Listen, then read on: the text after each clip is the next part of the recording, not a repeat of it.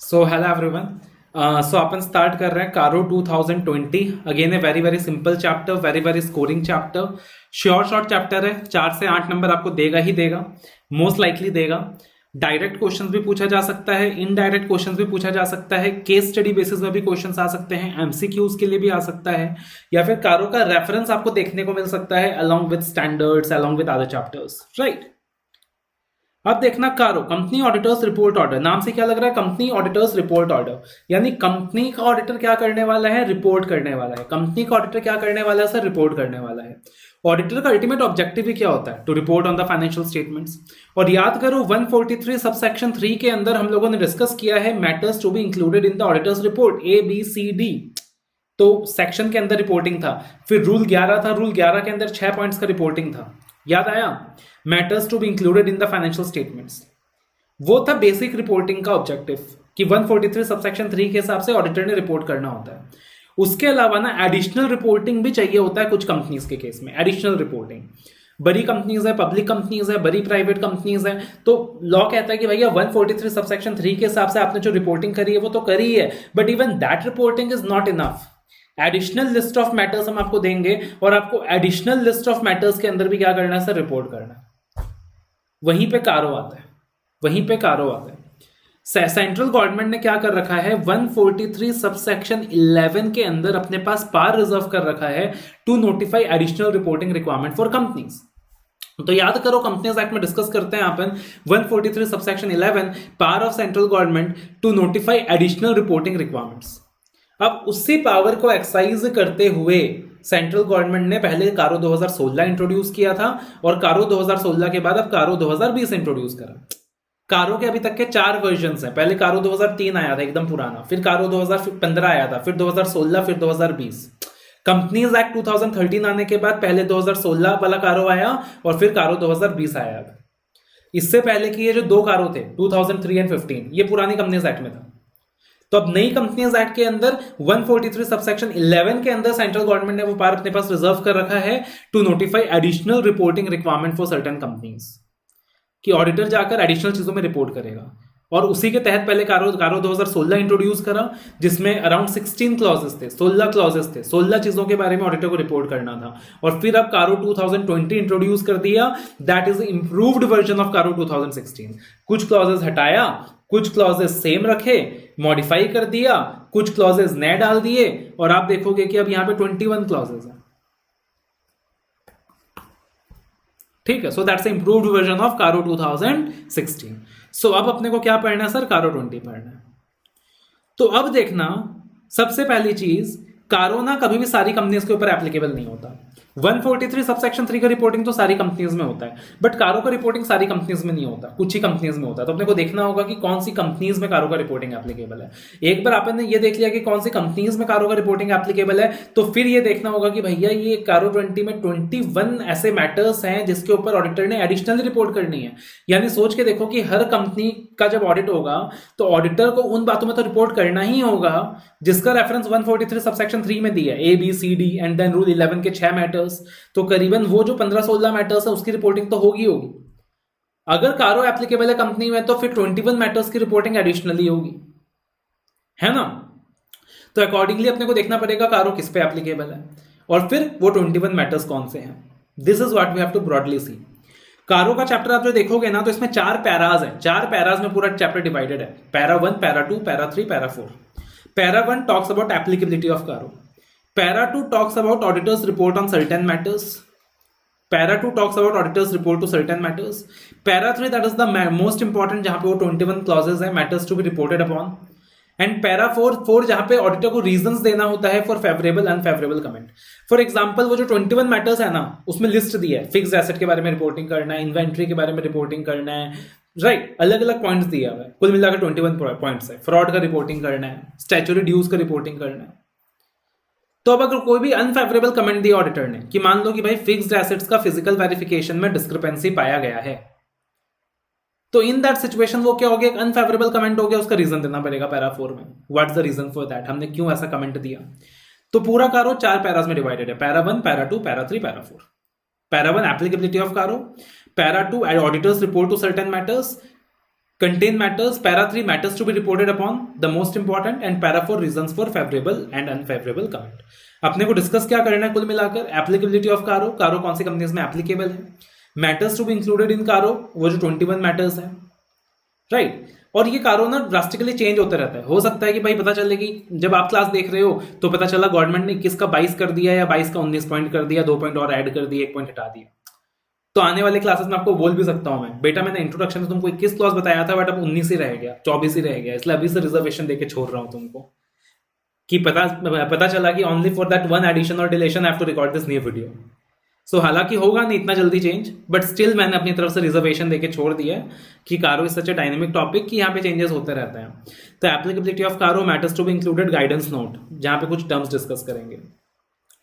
अब जैसे हमारा क्लास का यूएसपी हमेशा प्रेजेंटेशन रहता है, तो before starting with the chapter मैं आपको बताना चाहता हूं कि अगर कारो का क्वेश्चन आता है ना, आप प्रेजेंट कैसे करोगे, मतलब आप स्टार्टिंग में ऐसा क्या वर्ड यूज करोगे एग्जामिनर के सामने कि वो बोले यार मजा आ गया।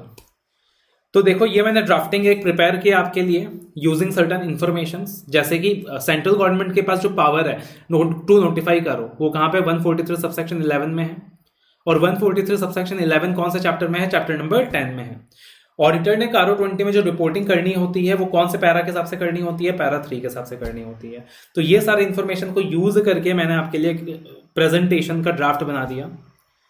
Pursuant to section 143 subsection 11 of chapter 10 of Companies Act 2013, central government has notified additional reporting requirements for the auditor. Pursuant to section 143 subsection 11 of chapter 10 of Companies Act 2013, central government has notified additional reporting requirements for the auditor, and the auditor is required to report on the same as per para 3 of Caro 20. याद कर लो यार, कोई भी कारो का question आएगा चेप देना, या फिर ऑल्टरनेटिवली आप ऐसे भी लिख सकते हो, as per para 3 of Caro 20, the auditor is required to report on certain matters prescribed by central government under section 143 subsection 11 dated 25th Feb 2020, जो ओरिजिनल डेट था, जो ओरिजिनल ऑरिजिन का डेट था, हालांकि आगे ये पोस्टपोन होते गया। तो as per para 3 of Caro 20, the auditor is required to report on certain matters prescribed by CG under 143 subsection 11 dated 25th Feb 2020। तो कोई भी प्रेजेंटेशन एक यूज कर सकते हो, आपकी मर्जी है, एनी ऑफ द प्रेजेंटेशन। ऊपर लिखी सारी बातें आपको लिखने की जरूरत नहीं है, इतना लिख लेना खाली 143 subsection 3 main reporting,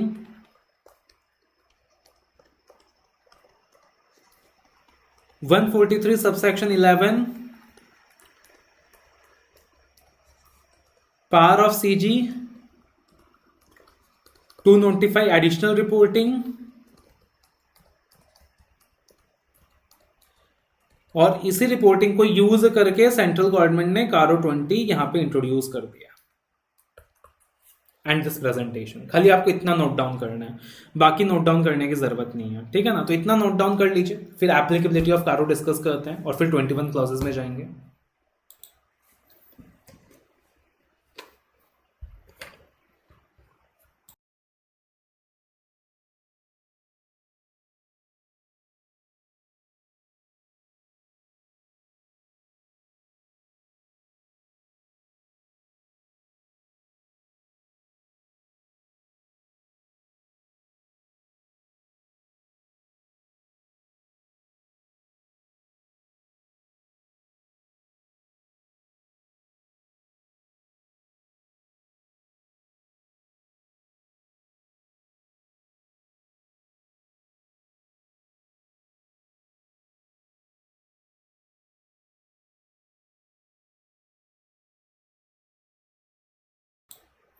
now applicability of कारो 2020। तो सबसे पहले बोला कारो सारी कंपनीज को एप्लीकेबल है, इंक्लूडिंग फॉरेन कंपनीज। तो कारो सारी की सारी कंपनीज को एप्लीकेबल है। तो लॉ मेकर सबसे पहले यही करता है यार, डरा देता है, बोलता सारी कंपनीज में एप्लीकेबल है भाई कारो। अब कंपनी के डेफिनेशन में तो टेक्निकली फॉरेन कंपनी आता नहीं, सिर्फ इंडियन कंपनी आता है, तो अलग से क्लैरिफाई कर दिया इंक्लूडिंग फॉरेन कंपनीज कि CARO is applicable to all the Indian companies as well as foreign companies जो भी कंपनीज एक्ट के तहत रजिस्टर्ड है। अब उसके बाद लॉ मेकर ने क्या किया, एग्जम्पशंस इंट्रोड्यूस कर दिए। पहले तो बोला सारी कंपनीज में एप्लीकेबल है, फिर बोला रुको डरने की जरूरत नहीं है, एग्जम्पशंस की लिस्ट देख लो भाई, तुम्हारा नाम एग्जम्पशन में है क्या। तो बोला अब कारो कुछ कंपनीज में एप्लीकेबल नहीं है। क्या बोला देखो स्मॉल कंपनी होता है ना यार, वो एक छोटा प्राइवेट कंपनी होता है, पेड ऑफ शेयर कैपिटल भी ज्यादा नहीं होता, टर्नओवर भी ज़्यादा नहीं होता।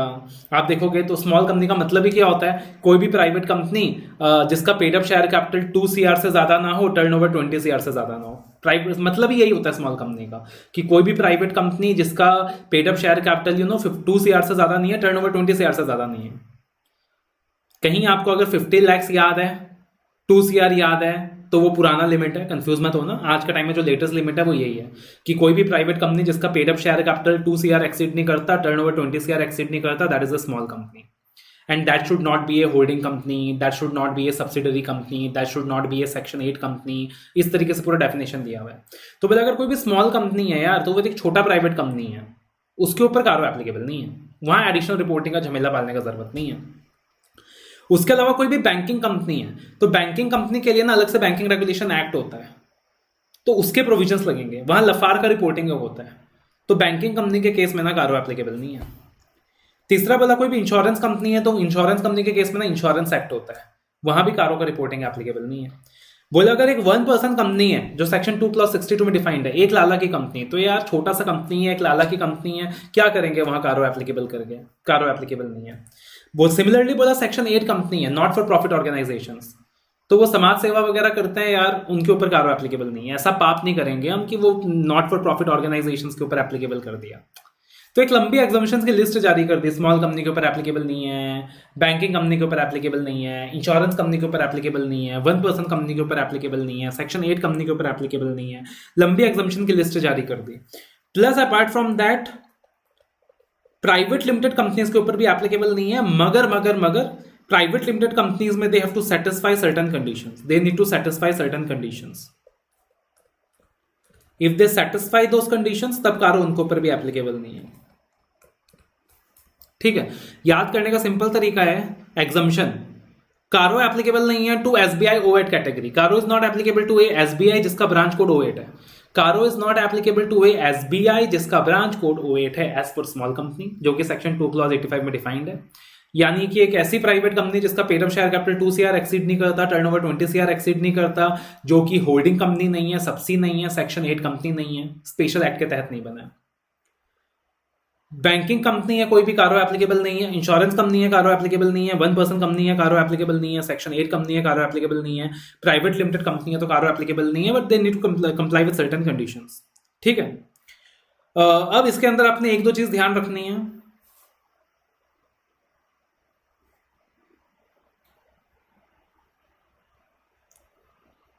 कि फॉर एग्जाम्पल ये जो एप्लीकेबिलिटी स्टेटस अपने को देखना है ना, ये कब देखना है? ये जो एप्लीकेबिलिटी स्टेटस है ये अपने को एज ऑन 31 मार्च देखना है। क्या देखना है सर? 31 मार्च देखना है। 31 मार्च में स्टेटस क्या था? पूरे साल भर में अगर स्टेटस चेंज भी हुआ है ना, अपने को फर्क नहीं पड़ रहा। अपन देखेंगे कि एज ऑन 31 मार्च वो बैंकिंग कंपनी है कि नहीं। As on 31 March banking company है तो एग्जामिशन मिलेगा, वरना नहीं मिलेगा। सिंपल सा चीज है, ठीक है ना। एज ऑन 31 मार्च अगर बैंकिंग कंपनी है तो एग्जामिशन मिलेगा, वरना नहीं मिलेगा। बीच में कुछ कन्वर्जन वगैरह भी हुआ है तो उससे अपने को फर्क नहीं पड़ता। एकदम सिंपल भाषा में बता रहा हूं आपको।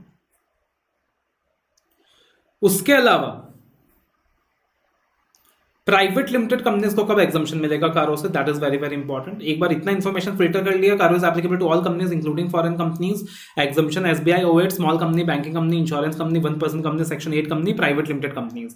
स्मॉल कंपनी का definition, company other than public company जिसका paid up share capital does not exceed 2 CR and turnover does not exceed 20 CR। Following are not small companies, जैसे कि होल्डिंग कंपनी हो गया, that is not a small company. सब्सी हो गया, that is not a small company. Section 8 company is not a small company. Any company और body corporate governed by a special act, that is not a small company.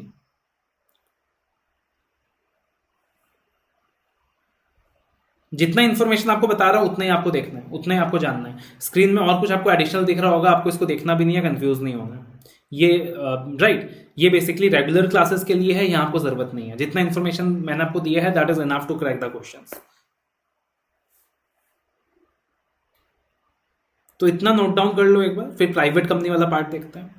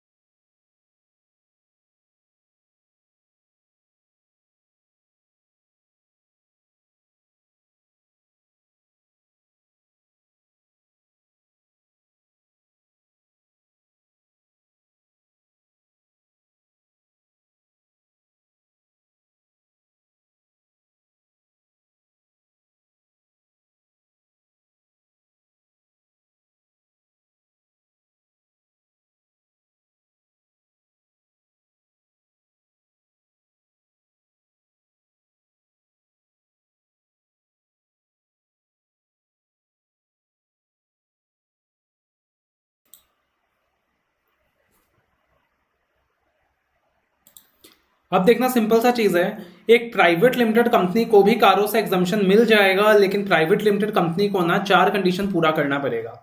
एक main condition है, पहले main condition देखना है, फिर बाकी 3 additional conditions है। And याद रखिएगा, all the 4 conditions must be simultaneously fulfilled, all the 4 conditions must be cumulatively fulfilled. अगर एक भी single condition private limited company fulfil नहीं करता है तो कारो एप्लीकेबल हो जाएगा। चारों कंडीशंस अगर प्राइवेट लिमिटेड कंपनी फुलफिल करता है तो कारो से एग्जम्पशन मिल जाएगा। सिंपल सी बात है।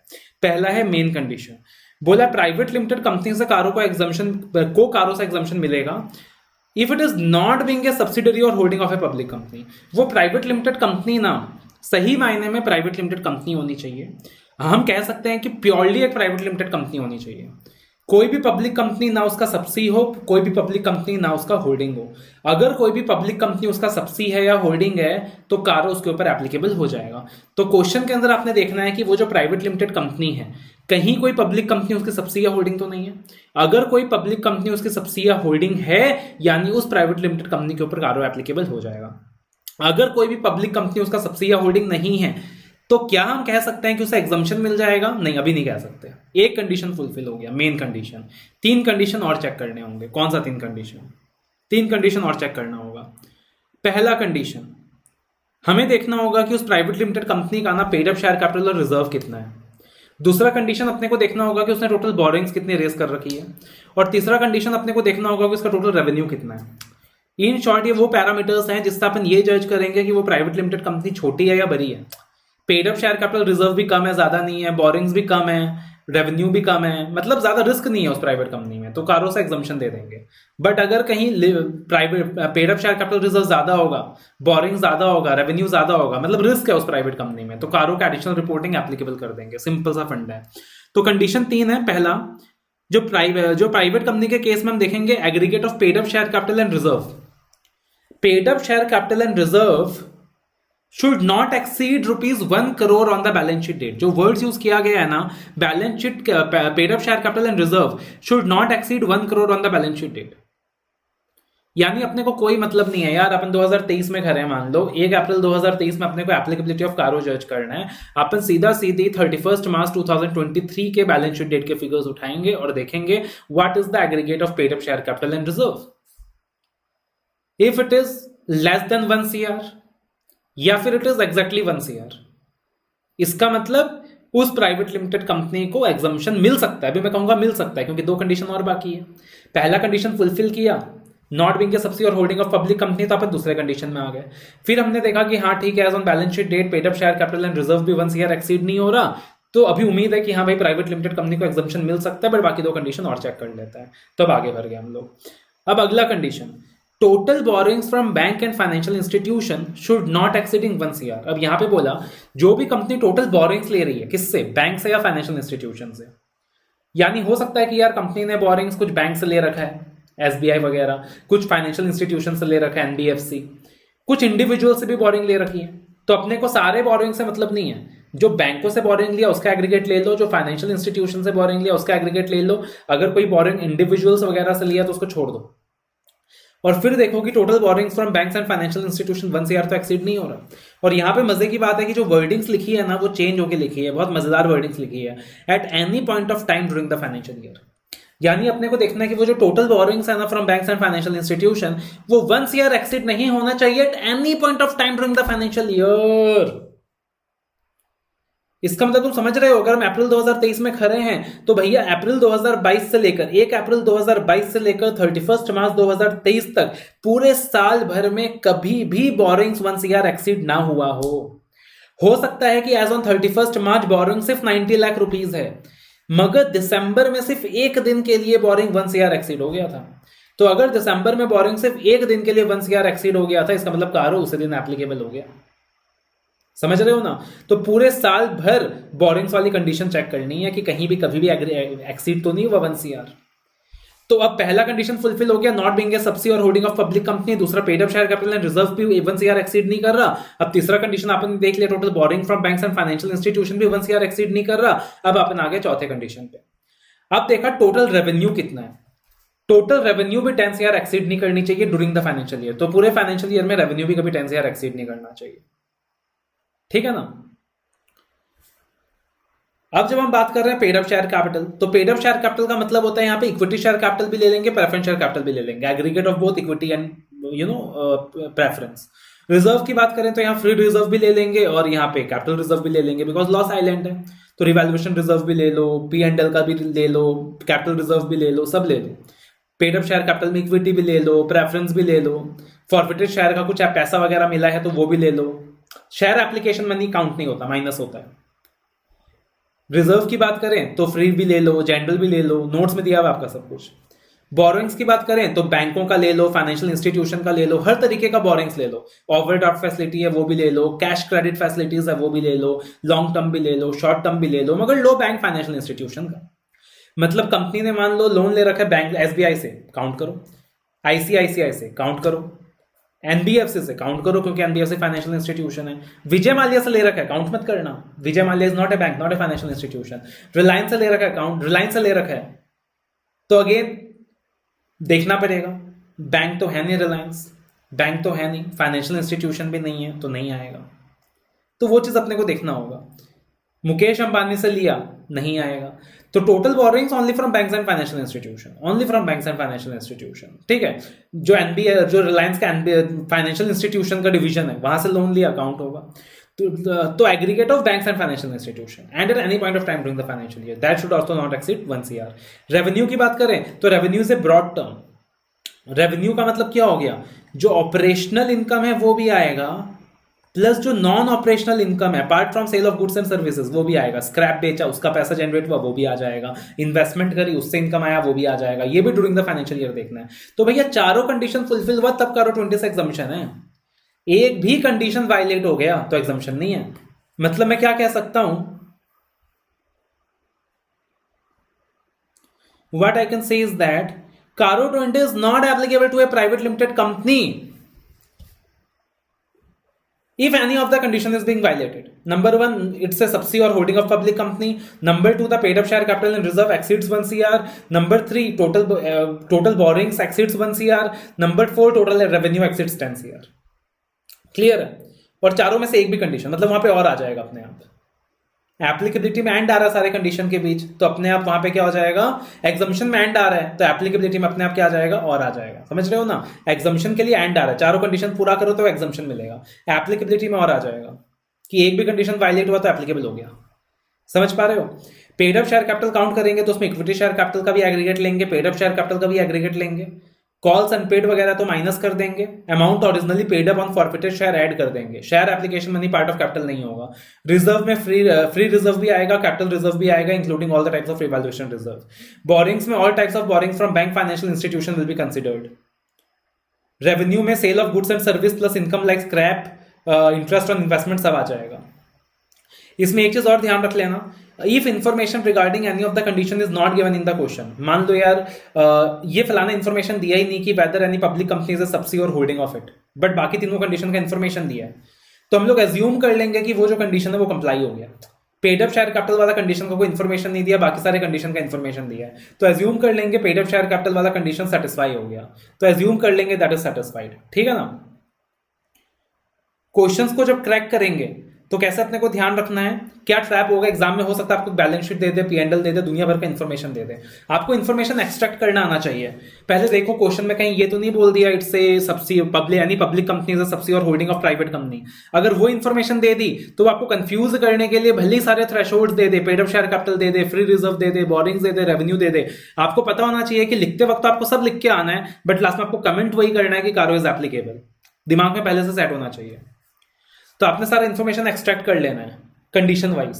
पेड अप शेयर कैपिटल कितना है, फ्री रिजर्व कितना है, पेड अप शेयर कैपिटल में इक्विटी का कितना है, प्रेफरेंस का कितना है, एग्रीगेट करके दिखा दो अच्छे से। फ्री रिजर्व में फ्री कितना है, कैपिटल कितना है, एग्रीगेट करके दिखा दो। बोरोइंग्स में बैंक का एग्रीगेट कितना है, फाइनेंशियल इंस्टीट्यूशन का एग्रीगेट कितना है, रेवेन्यू कितना है, तो तीनों फिगर्स अलग अलग कंप्यूट कर लो। पहले तीनों फिगर्स अलग अलग कंप्यूट कर लिया, फिर आप आओ एज पर कारो 20 accordingly this is the applicability provision, private company को तब एग्जम्पशन मिलेगा। फिर आप एक एक पॉइंट पे आओ कि 1 CR एक्सीड नहीं होना चाहिए, तो फलाने क्वेश्चन में 1 CR एक्सीड हो रहा है क्या, एक्सीड नहीं हो रहा तो ठीक है, this condition is not violated. Coming to condition number 2, borrowing क्या पूरे साल 1 ईयर एक्सीड नहीं हो रहा, एक्सीड नहीं हो रहा, this condition is not violated. Coming to condition number 3, revenue क्या पूरे साल 10 ईयर एक्सीड नहीं हो रहा, एक्सीड नहीं हो रहा, this condition is also not violated. And finally since all the conditions are not violated, CARO is not applicable. अगर एक कोई कंडीशन वायलेट हो रहा है तब लिख दो उस कंडीशन के अगेंस्ट कि ये फलाना कंडीशन वायलेट हो रहा है, बाकी दो कंडीशंस के अगेंस्ट लिख दो कि ये कंडीशन वायलेट नहीं हो रहा, और फिर फाइनली कंक्लूड कर दो कि कारो इज एप्लीकेबल और not. That is how you have to answer the questions, ठीक है ना। कारो क्या एप्लीकेबल है टू कंसोलिडेटेड फाइनेंशियल स्टेटमेंट्स, ये पॉइंट भी ध्यान रखना। Normally standalone financial statements में कारो एप्लीकेबल होता है, और कंसोलिडेटेड फाइनेंशियल स्टेटमेंट्स में कारो एप्लीकेबल नहीं होता। सिर्फ एक पार्टिकुलर क्लॉज है, क्लॉज 21 जो आखिरी वाला क्लॉज है, सिर्फ उस केस में ना कंसोलिडेटेड फाइनेंशियल स्टेटमेंट्स के ऊपर भी कारो का एप्लीकेबिलिटी आता है, वो अपन डिस्कस करेंगे क्लॉज करते वक्त। तो this is what you have to remember regarding the applicability of CARO, the entire discussion regarding the applicability of CARO. तो अगेन अब आप नोट डाउन कर लीजिए, आपके बुक में सब कुछ है, फिर भी नोट डाउन करा रहा हूं मैं बिकॉज उससे क्लैरिटी बहुत मिलेगा आपको। अब नोट डाउन कर लीजिए, फिर अगले वीडियो में हम लोग क्लॉजेस वाला का डिस्कशन जो है स्टार्ट कर देंगे।